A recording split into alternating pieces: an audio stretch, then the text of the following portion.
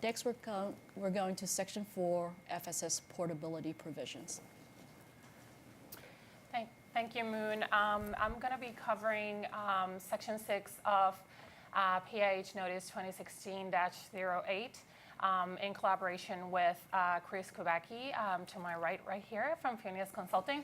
I'm going to be covering the first part of this notice, which covers FSS portability provisions, and then Chris will cover how to record portability transactions for the FSS program into IMS PIC.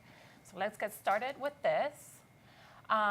Before I get into the slide, I wanted to mention that portability provisions for the FSS program are covered in regulations, specifically in FSS regulations under 24 CFR Part 984.306. So that's the section of the FSS regulations that cover portability provisions. This notice expands on that regulatory, those regulatory provisions to provide further clarity into how to handle portability transactions under the FSS program. Okay, having said that, let's get started with the slide. So generally, an FSS family can port into another jurisdiction, but they are generally required to lease a unit in the initial PHA's jurisdiction for a minimum of a year after the effective date of the contract of participation. And also, in order to move under portability, the family has to be eligible to move under regular Housing Choice Voucher Program regulations and requirements. However, the initial PHA may allow a family to move under an FSS family to move under portability within this 12-month period. That is something that the initial PHA may allow. So what happens to the family's FSS participation when they port? I'm going to go over this generally here in the slide, but the Section 6 of the notice, Table 1, covers every single FSS portability scenario and the FSS impact for each of those. And you can take a further look into that in the notice. So in certain cases, the family may continue to participate in the initial PHA's FSS program. In other cases, the family may enroll in the FSS program at the receiving PHA, and in other cases, continued participation in FSS will not be possible. Now let's see a scenario where continued participation is not possible. And continued participation means that the family was already participating in the FSS program of the initial PHA. There is a distinction to be made because Table 1 actually goes into whether a family was participating in the initial PHA's FSS program prior to the move and whether the family was not participating in the initial PHA's program before the move. So continued participation in FSS will not be possible if the family ports to a receiving PHA that does not administer an FSS program and the family is absorbed by this receiving PHA. So that's the scenario where continued FSS participation will not be possible. There are other cases where agreement from the receiving PHA will be necessary for continued participation in the initial PHA's FSS program to be possible.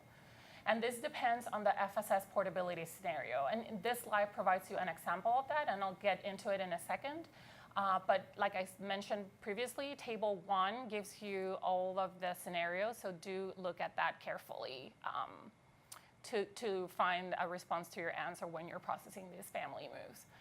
So in this example, where receiving PHA agreement is necessary to allow for continued participation in the initial PHA's FSS program, is a scenario where the family will be absorbed into the receiving PHA's HCV program, but for whatever reason, that family is not enrolling into the receiving PHA's FSS program. So in this scenario, the receiving PHA agreement is necessary for continued participation in the FSS program.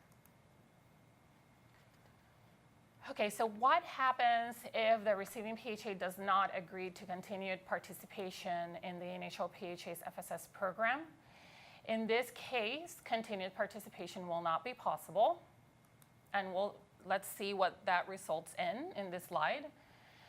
If continued participation is not possible, then the PHA may assess whether modification of the contract of participation is possible to allow the family to graduate prior to the move. So for example, the initial PHA can assess whether there's any of the optional goals that may be modified to allow the family to graduate from the FSS program prior to the move. If modification is not possible, modification of the contract of participation, then the family's participation in the FSS program is terminated. So let's see what happens to a family's FSS escrow if continued participation, if FSS participation is terminated as a result of a portability move. So in this case, the escrow will be forfeited, but there's an exception to this. If there is good cause for the move, and an example of that, and this is not exclusive, this is just an example, is that the family is moving to achieve self-sufficiency goals as established in their contract of participation. The family has met their responsibilities under the FSS contract, and the PHA requests a waiver of the FSS regulations. So there is a requirement for a PHA to specifically ask for a waiver so that the family can get their FSS escrow, because FSS regulations do not allow for disbursement of FSS escrow funds to the family if the contract of participation has not been completed. So that's why a waiver is needed in this case. Okay, so let's get into a scenario of a family that was not participating in the initial PHA's FSS program. They're moving on their portability, and now they want to enroll in the FSS program of the receiving PHA. Generally, a family may enroll in the receiving PHA's FSS program in this case, but the family may not enroll in the receiving PHA's program if the initial PHA does not administer FSS and the receiving PHA is billing for the family. So this is a scenario where a family that was not participating in FSS prior to the move cannot enroll in the receiving PHA's FSS program. And the reason for this is because the initial PHA is the one responsible for managing the escrow account because the family is under a billing arrangement. And we'll get into further detail about the responsibilities of each of the PHAs under a portability scenario later on.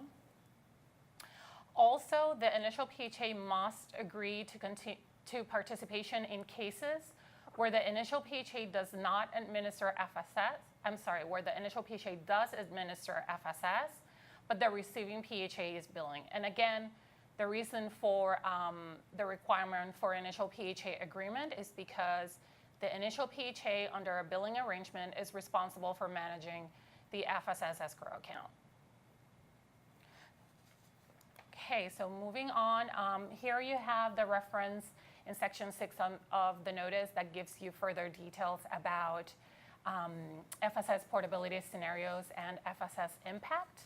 And it's table 1, section 6 of PIH notice 2016-08. And moving on into FSS responsibilities under a portability scenario. So the escrow account for an FSS family that ports is maintained by the PHA whose ACC funds the escrow account. So for example, if an FSS family is under a billing arrangement, that would mean that the initial PHA will be the one responsible for managing the FSS escrow account because the initial PHA's ACC is the one that's funding the escrow in this scenario. If the FSS family is absorbed into the receiving PHA's Housing Choice Voucher Program, then the receiving PHA's ACC is the one that's funding assistance for this particular family, and therefore they would be the one responsible for managing the escrow account.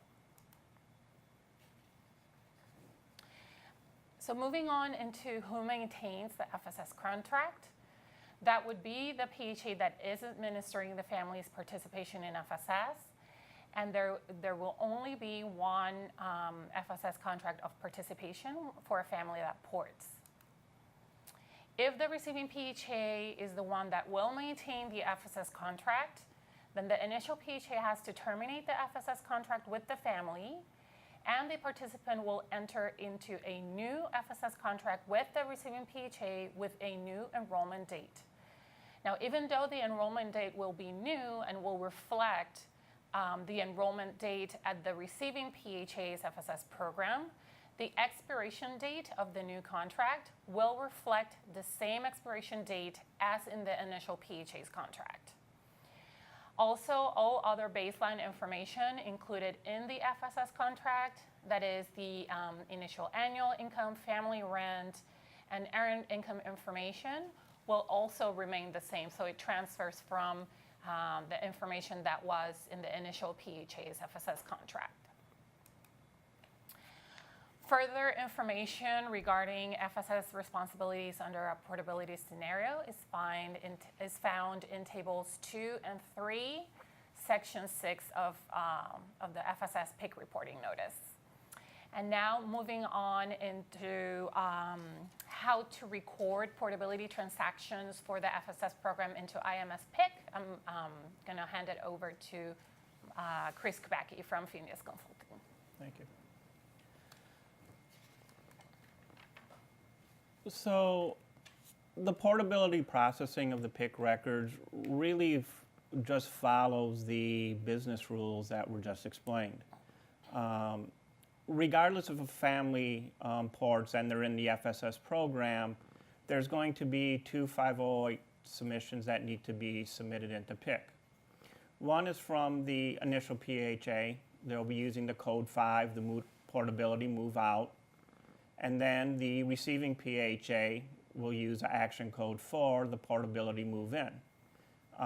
Basically, this will transfer that person in PIC to the receiving PHA. Regardless if the family becomes absorbed, we're never going to use the new admission or the end of participation codes. So any portability processing, we're going to be using codes 5 and codes 4. The other important item to remember is that once 5085 submission with the action code 5 or 4 is processed, the initial PHA is no longer going to be able to update any of that FSS information. And so there needs to be coordination between the initial and the receiving PHA because of this. So there really becomes a timing issue on when the records get submitted. So there are there's going to be 3 scenarios that can happen. The first is a family ports out to another jurisdiction, and for whatever reason, they decide that they're not going to be able to stay in the FSS program.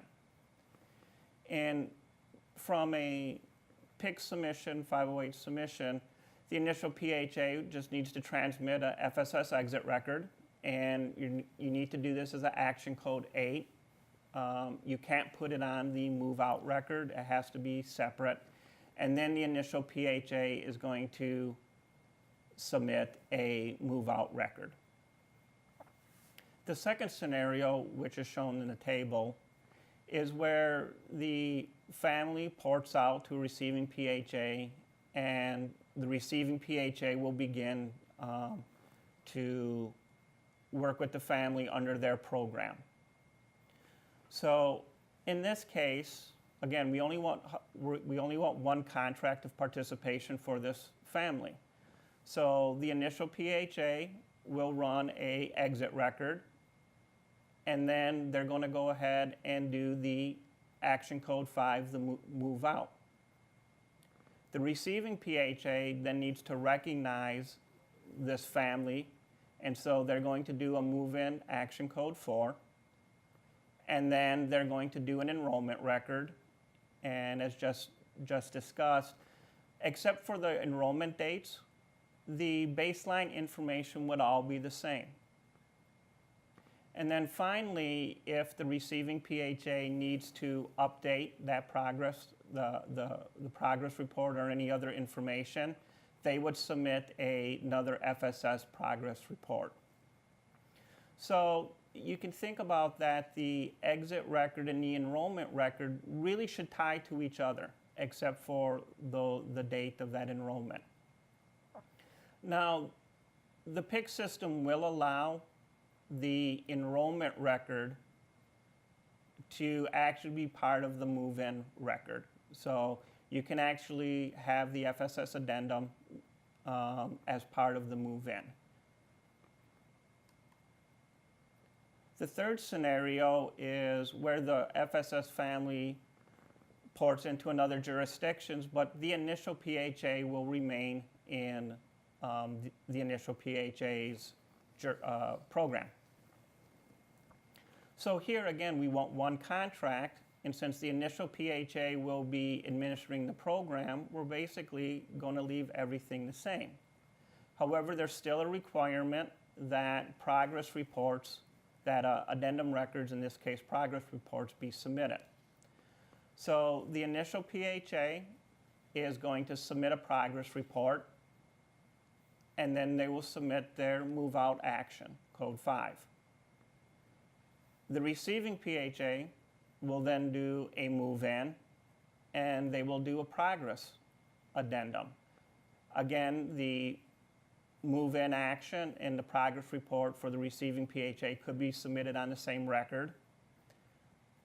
And really the baseline information in this case is going to be exactly the same because we never ended the contract. This is the same contract. The other point in the portability is that once the family leaves or even if they stay in the initial PHA's FSS program, the initial PHA can no longer update any of the information. So the receiving PHA is always responsible for entering progress reports and exit records until that family graduates the program or is terminated.